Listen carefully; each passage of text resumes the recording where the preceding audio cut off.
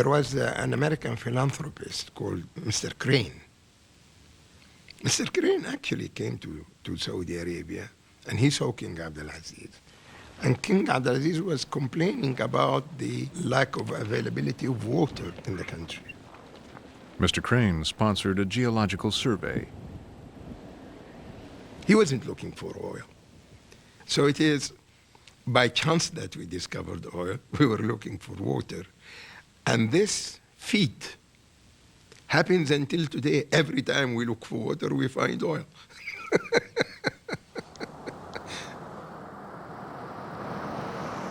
But the only way to get it out of the ground was to invite foreign companies into the kingdom. And Abdulaziz feared that inviting foreigners, or infidels, would be resisted by the religious establishment. He invited them anyway. The king asked the companies to come. One of the scholars challenged that. He said the King bin Saud is doing something against Islam. So the king knew about this, and he asked the scholars to come to his court. When he came, he said, I want you to give me an example why I shall not do that. He said, this is against Islam. He said, prove to me. Prophet Muhammad ﷺ used Jews, used Christians. He did not say, these are not Muslim, I cannot be in touch with them, I cannot utilize them. Didn't the Prophet use them? The scholar said, yes. He said, I'm doing that the same. In 1933, the first foreign oil prospectors started arriving in the kingdom. King Abdulaziz did not care who got the concession, as long as they paid the money up front. The British showed interest, but it was the Americans who paid $170,000 in gold for a concession that would turn out to contain the biggest oil fields on Earth. The first number of holes was dry, and the question was, why should we continue with this? They had been ordered to stop, and they'd failed to read their mail or whatever, and so they did strike the oil, and that well is today operating. The Arabian American Oil Company, or Aramco, was created to prospect for oil and market it. America's 4 largest oil corporations became the sole shareholders. When King Abdulaziz went to open the first oil field, and he smelled the sulfur, and he was repugnantly surprised by the smell, and they told him, but Your Majesty, this is what oil, the sulfur of oil smells like. So, let me smell more of it. The king still had little idea what riches Saudi oil would soon bring. But by 1945, the U.S. urgently needed oil facilities to help supply its forces fighting around the globe. For President Franklin Roosevelt, oil was an American national security priority. From Yalta, FDR sent a message to the Saudi monarch. The contacts were made, but the decision was kept secret until after he left. The Minister of Finance, Abdullah Suleiman, came to the king's wives and said, Abdulaziz sends his greetings. I am at sea, on my way to meet Roosevelt, and will be back in 2 or 3 days. Any royal trip like this has to be big. And it's not just for a show, no. It's like, unifying all portions of the society with you together. So he had his own advisors. He has some of his own sons, princes. He had some of his tribal chieftains at the time. So it's like a small state moving outside its own state to meet Roosevelt, and it has to be, from all portions of society. And it was a very interesting meeting. Here's Roosevelt in his wheelchair, and as you know, he's not a big man, and he's in a wheelchair, and he's on the deck of the Quincy. And King Abdulaziz, who's about 6'3" and 6'4", big, stricken with trachoma, not seeing too good, but walking with a cane. And these two hit it off right away. King Abdulaziz started kidding Roosevelt about, you're lucky you're in that wheelchair. You can wheel yourself anywhere. And Roosevelt said to him, if you like this wheelchair so good, I have an extra one here, I'll give it to you. After exchanging gifts, they got down to business. America needed to lease an airport and Navy refueling station for its war against Japan. But it was the security of the Saudi kingdom that was at the forefront of King Abdulaziz's concerns.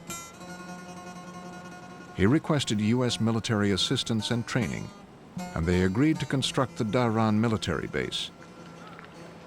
In return, the king guaranteed that the U.S. would always have secure access to Saudi oil. America struck a pact with Saudi Arabia.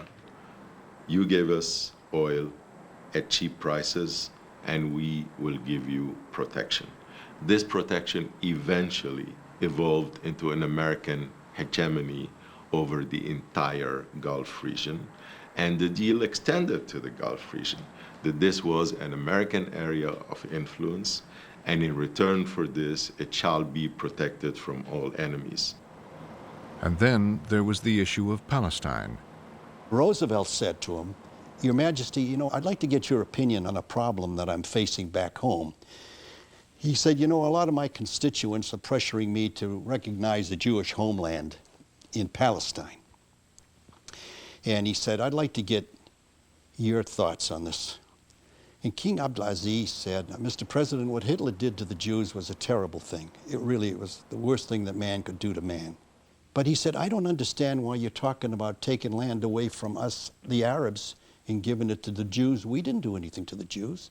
If you want to do something for the Jews, why don't you give them the best part of Germany? When he heard the position of King Abdulaziz about this issue, he said, I could promise you one thing. The promise that I could make is that I will not do or make any decision if I don't consult with your side and with the Jewish side. Both sides has to be consulted in order to reach one decision. Later, FDR sent the king a letter confirming their understanding. In it, he further stated, I will take no action which might prove hostile to the Arab people. Roosevelt died a week after sending the letter. By the time World War II ended, Harry Truman was President of the United States. The unconditional surrender of Japan. 2 years later, the UN met to vote on the partition of Palestine into Jewish and Arab states. Prince Faisal, the king's second son, arrived in New York, confident the U.S. would vote against partition. He had been told that by General George Marshall, former commander of the American Army and one of President Truman's top aides.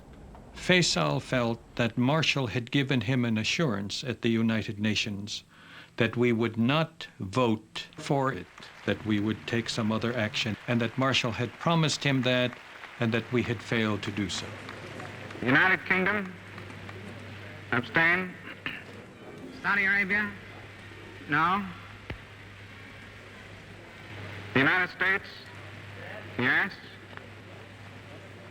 When Truman decided otherwise and the U.S. supported the partition of Palestine, Faisal took it as a personal affront. لقد شعرنا كما يشعر غيرنا بما قامت به بعض الدول الكبرى من الضغط على أعضاء هذه المنظمة للتصويت في جانب التقسيم. Saudi Arabia joined a failed effort to destroy the nascent Jewish state. It has since never officially recognized Israel and is technically still at war with it. But the king still knew he needed American protection. The king made his views very clear, including his sense of disappointment. But his main concern at that time was encirclement. He felt that with the Hashemites in Iraq and in Jordan, that he was encircled. So the sense that there were hostile elements around the country, coveting its riches and counting upon its internal weakness, its limited ability to defend itself, hence it needed an outside protector.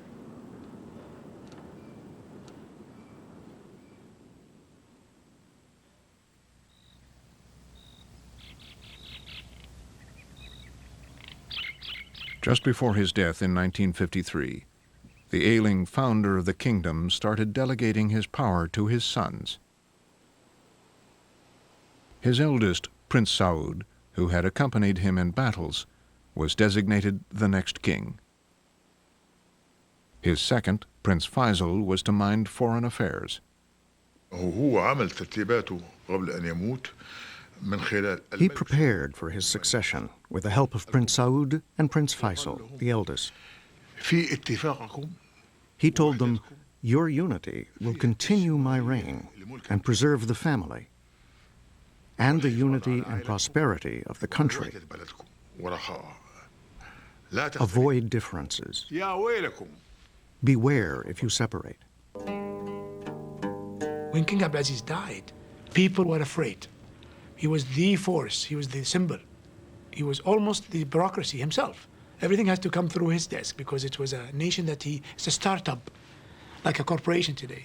You find the entrepreneur who starts a corporation, they've got their hands on things. King Abdulaziz was a power, and he was strong, and he brought strength to the room, and you could see what he did, bringing the country together.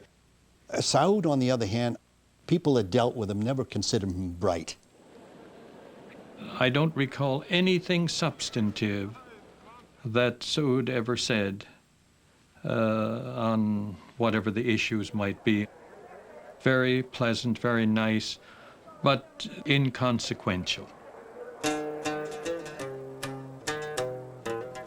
He loved the desert in the sense that he had these huge tents with every amenity possible. I mean, air conditioning and all the latest food from Paris and States and everything else.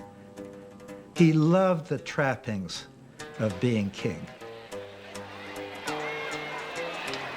The palaces and the adulation of the crowds, the foreign dignitaries would come and talk to him, and all of his retainers, of course, acting with due respect. And so, I mean, he loved being king. The only thing is he wasn't king in any substantive way. He was soft. And if you're going to be a ruler in Arabia, you've got to be tough. You've got to be like a hawk. You've got to be like a falcon. That's what gets respect. And at the end of the day, Saud's generosity went so far, but he wasn't tough enough. The king also enjoyed American hospitality. He became a regular visitor to Saudi Arabia's oil-rich eastern province, where the Americans lived very differently than the Saudis.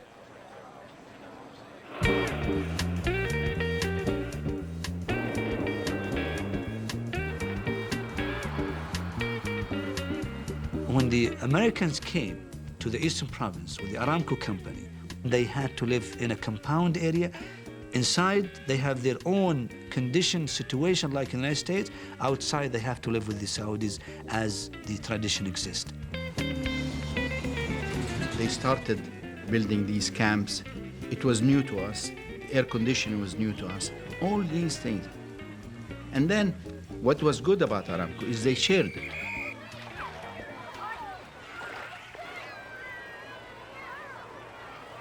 They used to get canned food. We've never seen canned food at the time. And we used to fight over who takes the empty cans, because these are toys for us as kids. So we were always glad to see the Americans come in, and especially the chewing gum. I mean, the chewing gum was a big contributing factor of liking. I remember the first time when we had a refrigerator that was supplied by Aramco to a number of people. My father was one of them. We as kids were sitting there, must be 16 hours to see how ice is going to be formulated within this refrigerator. Of course, it took 16 hours because every time we opened the refrigerator, it loses its freezing impact. So we were absolutely, it was magic when we saw a cube of ice. We didn't really know the world of technology. We just thought it was different, and it is America.